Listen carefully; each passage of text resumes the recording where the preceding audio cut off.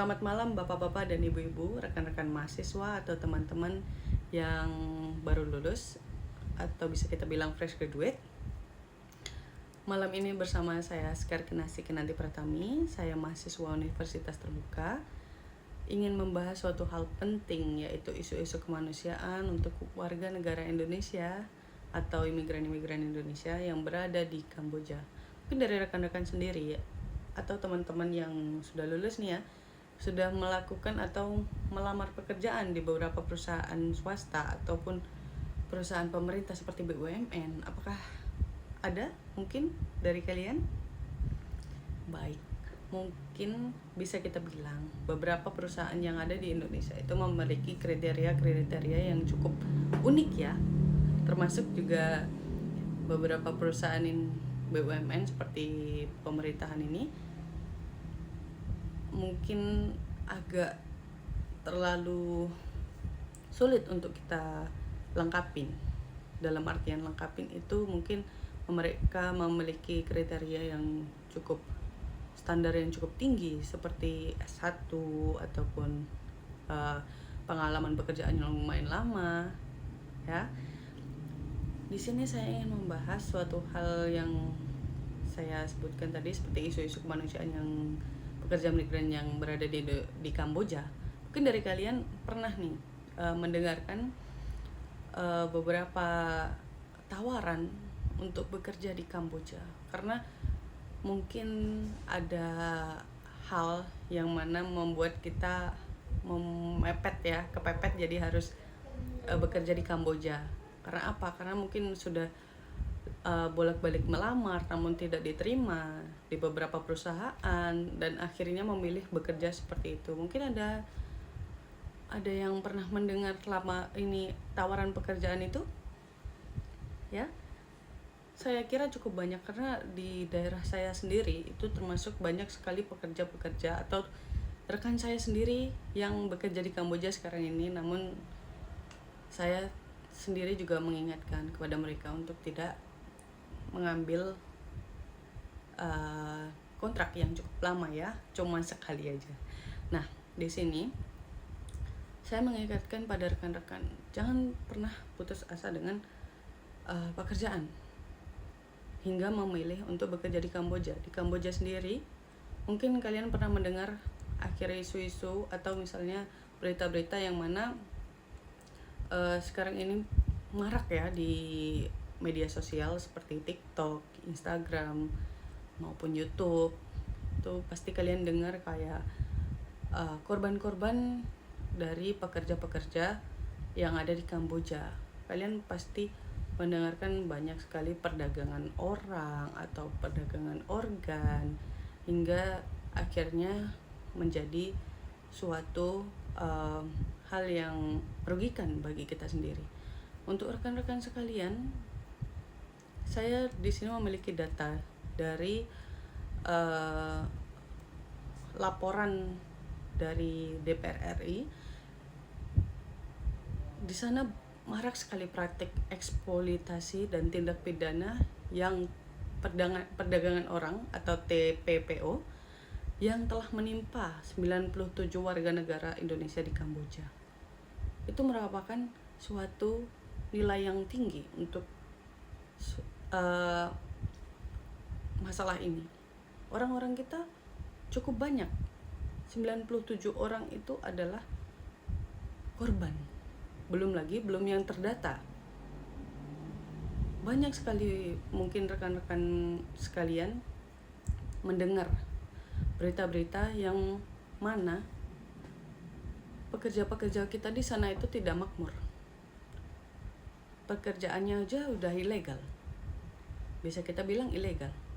Karena apa? Di sana bekerja itu bukan bekerja yang seperti mengurus data perusahaan ataupun melakukan suatu hal yang membutuhkan tenaga ya.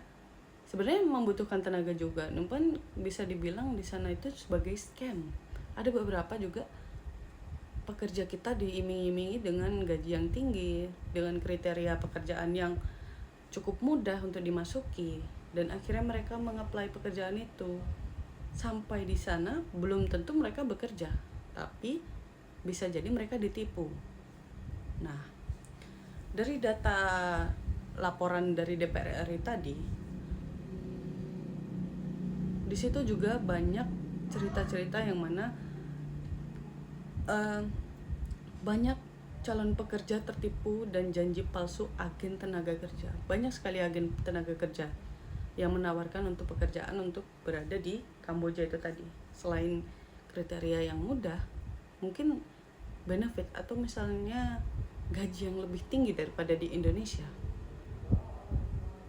Jangan ya, saya kira untuk hal-hal ya seperti itu kita harus berpikir kembali, karena pekerjaan yang mudah dengan gaji yang tinggi itu sebenarnya ada, cuman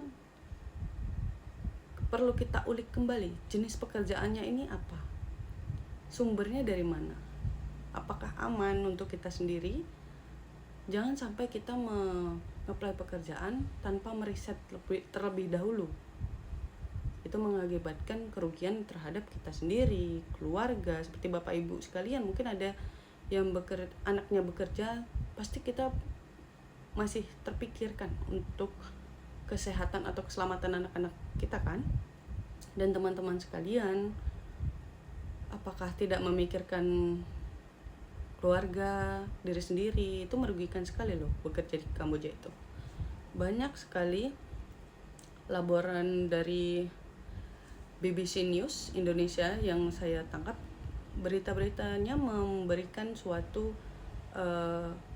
gambaran di mana pekerja-pekerja kita yang berada di Kamboja itu mengalami kekerasan fisik, yang mana terjadi pemukulan, deportasi paksa, kematian akibat perselisihan kontak. Perselisihan kontak ini antara pekerja ataupun dari atasan ke pekerja. Banyak sekali kekerasan yang diterima hingga menimbulkan yang namanya kerugian bagi kalian pekerja-pekerja yang ada di sana, ataupun yang mungkin sudah ini ada yang berpikiran mau bekerja di sana. Coba dipikirkan kembali, apakah itu sepadan dengan gaji tersebut dengan konsekuensi yang ada. Mari kita mengingatkan kembali kepada rekan-rekan kita, teman-teman kita, atau bapak ibunya untuk mengingatkan kepada anak-anaknya untuk jangan menerima pekerjaan yang tidak ada sumber atau misalnya info pasti yang dapat memberikan suatu kepastian kepada diri kita. Apakah itu aman ataupun tidak, itu harus kita riset terlebih dahulu pekerjaannya. Jadi saya harap rekan-rekan sekalian berpikir kembali jika ingin bekerja di luar negeri. Masih banyak pekerjaan-pekerjaan yang ada di Indonesia. Indonesia sendiri sekarang ini mulai ada perkembangan yang mana menteri kita sudah membuka lapangan pekerjaan BUMN cukup banyak ya. Untuk rekan-rekan, bapak ibu sekalian, saya harap untuk dapat mengingatkan ke anaknya atau rekan-rekan lainnya atau teman-temannya agar dapat dicegah jumlah yang ada di anggota DPR tadi ya. Maksud saya laporan dari DPR tadi yang 97 itu tadi. Baik, mungkin hanya itu saja yang bisa saya sampaikan. Untuk pesan dan kesannya mungkin dari rekan-rekan semuanya dapat membantu penurunan untuk jumlah korban pekerja ilegal atau pekerja imigran yang ada di Kamboja.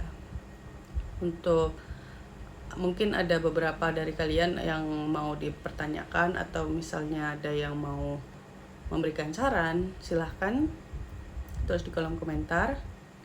Dan saya ucapkan permohonan maaf jika ada salah kata atau pengucapan saya selama pembicaraan malam ini. Baik, Dari saya cukup sekian. Wassalamualaikum warahmatullahi wabarakatuh.